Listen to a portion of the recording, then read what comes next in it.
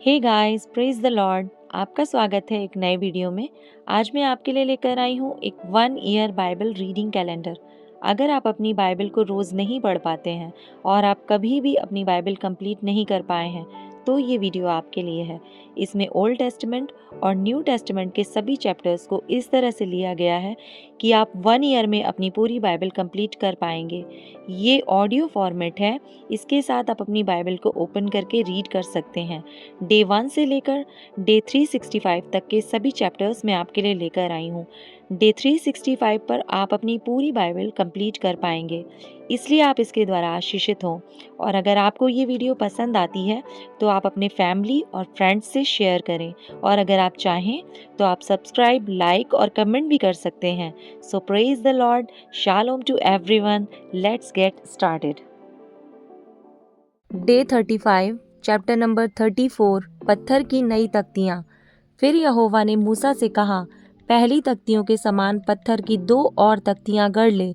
तब जो वचन उन पहली तख्तियों पर लिखे थे जिन्हें तूने तोड़ डाला, वे ही वचन मैं उन तख्तियों पर भी लिखूंगा। सवेरे तैयार रहना और भोर को सीनै पर्वत पर चढ़कर उसकी चोटी पर मेरे सामने खड़ा होना। तेरे संग कोई ना चढ़ पाए, वरन पर्वत भर पर कोई मनुष्य कहीं दिखाई ना दे, और न भेड़ बकरी और गाय बैल भी पर्वत के आगे चरने पाएं। तब मूसा ने पहली तख्तियों के समान 2 और तख्तियां गढ़ी, और भोर को उठकर अपने हाथ में पत्थर की वे दोनों तख्तियां लेकर यहोवा की आज्ञा के अनुसार सीनै पर्वत पर चढ़ गया। तब यहोवा ने बादल में उतरकर उसके संग वहां खड़ा होकर यहोवा नाम का प्रचार किया।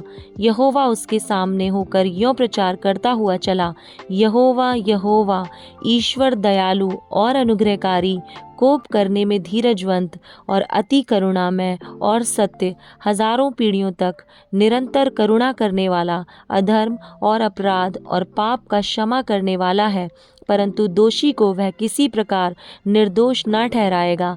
वह पितरों के अधर्म का दंड उनके बेटों वरन पोतों और परपोतों को भी देने वाला है। तब मूसा ने तुरंत पृथ्वी की ओर झुककर दंडवत किया और उसने कहा, हे प्रभु, यदि तेरे अनुग्रह की दृष्टि मुझ पर हो तो प्रभु हम लोगों के बीच में होकर चले। ये लोग हठीले तो हैं, तो भी हमारे अधर्म और पाप को क्षमा कर और हमें अपना निज भाग मान के ग्रहण कर। वाचा का दोहराया जाना।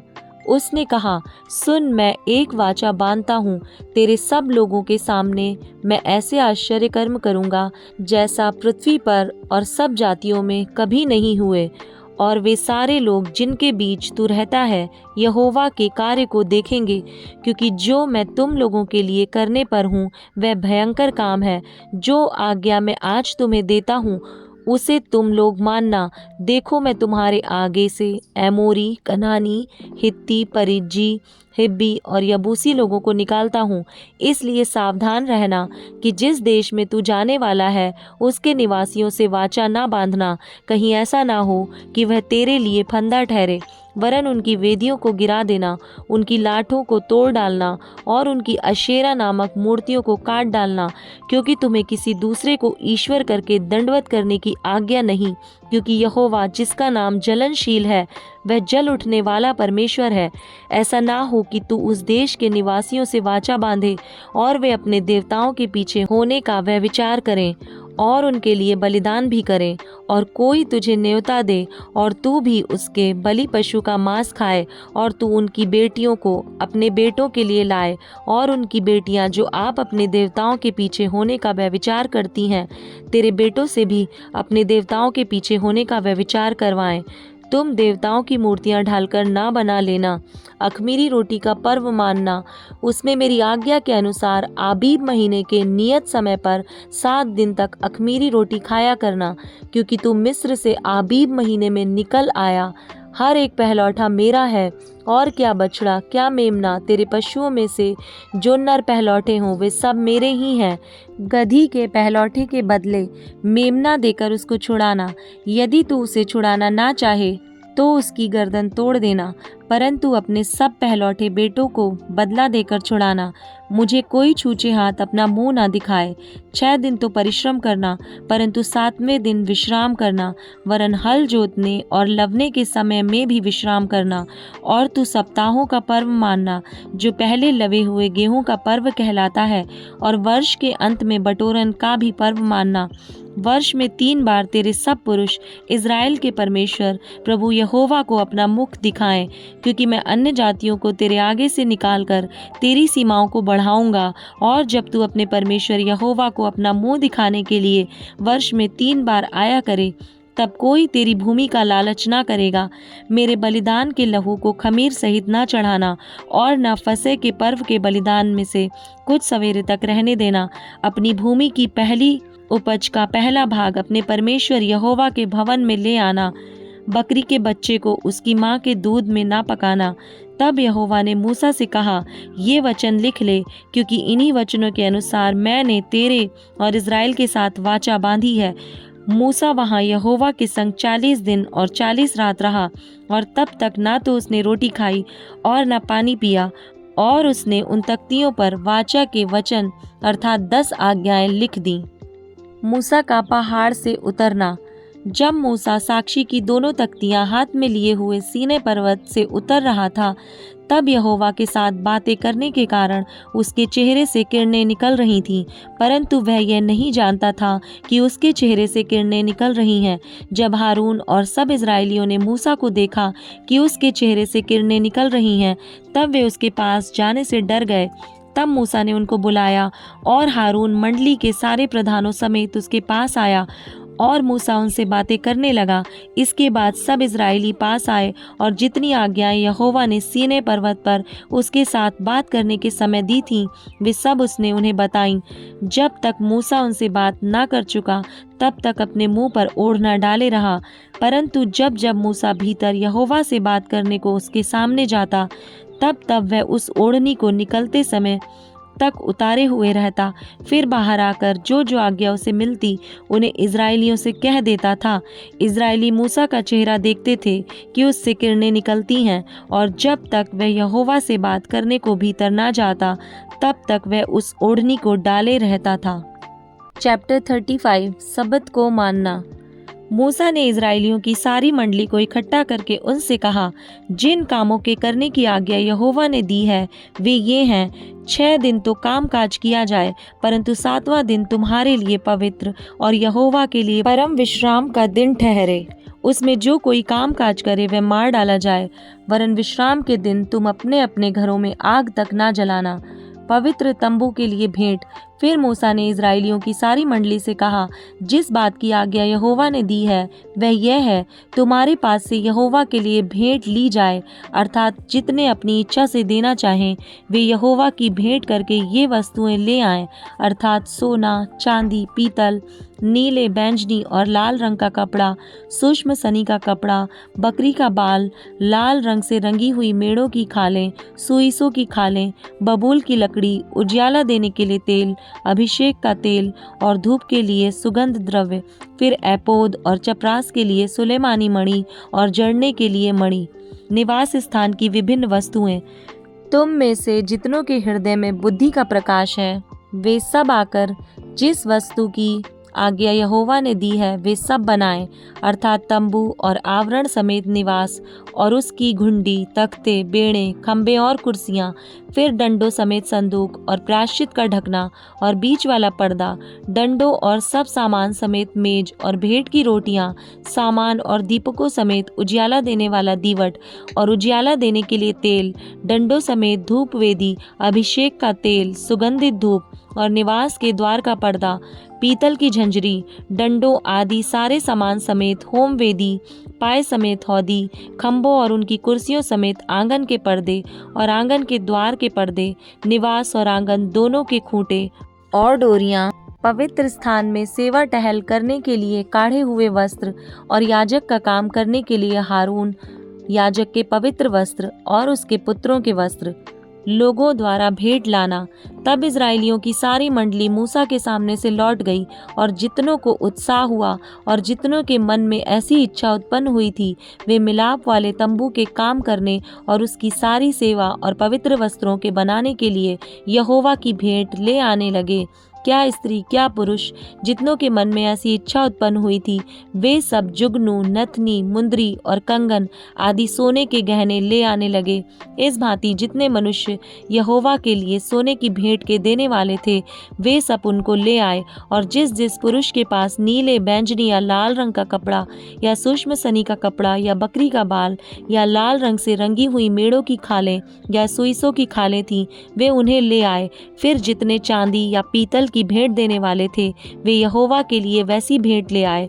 और जिस जिसके पास सेवा के किसी काम के लिए बबूल की लकड़ी थी, वे उसे ले आए। और जितनी स्त्रियों के हृदय में बुद्धि का प्रकाश था, वे अपने हाथों से सूत काट काट कर नीले, बैंजनी और लाल रंग के और सूक्ष्म सनी के काते हुए सूत को ले आईं। जितनी स्त्रियों के मन में ऐसी बुद्धि का प्रकाश था, उन्होंने बकरी के बाल भी काते। और प्रधान लोग एपोद और चपरास के लिए सुलेमानी मणि और जड़ने के लिए मणि और उजियाला देने और अभिषेक और धूप के सुगंध द्रव्य और तेल ले आए। जिस जिस वस्तु के बनाने की आज्ञा यहोवा ने मूसा के द्वारा दी थी, उसके लिए जो कुछ आवश्यक था, उसे वे सब पुरुष और स्त्रियां ले आईं, जिनके हृदय में ऐसी इच्छा उत्पन्न हुई थी। इस प्रकार इजरायली यहोवा के लिए अपनी ही इच्छा से भेंट ले आए। मिलाप वाले तंबू के लिए कारीगर। तब मूसा ने इजराइलियों से कहा, सुनो, यहोवा ने यहूदा के गोत्र वाले बसलेल को, जो ऊरी का पुत्र और हूर का पोता है, नाम लेकर बुलाया है। और उसने उसको परमेश्वर के आत्मा से परिपूर्ण किया है कि सब प्रकार की बनावट के लिए उसको ऐसी बुद्धि, समझ और ज्ञान मिला है कि वह कारीगरी की युक्तियां निकालकर सोने, चांदी और पीतल में और जड़ने के लिए मणि काटने में और लकड़ी पर नक्काशी करने में, वरन बुद्धि से सब भांति की निकाली हुई बनावट में काम कर सके। फिर यहोवा ने उसके मन में और दान के गोत्र वाले अहीसामाक के पुत्र ओहोलियाब के मन में भी शिक्षा देने की शक्ति दी है। इन दोनों के हृदय को यहोवा ने ऐसी बुद्धि से परिपूर्ण किया है कि वे नक्काशी करने और गढ़ने वाले और नीले, बैंजनी और लाल रंग के कपड़े और सूक्ष्म सनी के कपड़े में काढ़ने और बुनने वाले हों, वरन सब प्रकार की बनावट में और बुद्धि से काम निकालने में सब भांति के काम करें। चैप्टर 36। बसलेल और ओहोलियाब और सब बुद्धिमान, जिनको यहोवा ने ऐसी बुद्धि और समझ दी हो कि वे यहोवा की सारी आज्ञाओं के अनुसार पवित्र स्थान की सेवा के लिए सब प्रकार का काम करना जाने, वे सब यह काम करें। लोगों द्वारा बहुत सी भेंट। तब मूसा ने बसलेल और ओहोलियाब और सब बुद्धिमानों को, जिनके हृदय में यहोवा ने बुद्धि का प्रकाश दिया था, अर्थात जिस जिस को पास आकर काम करने का उत्साह हुआ था, उन सबों को बुलवाया।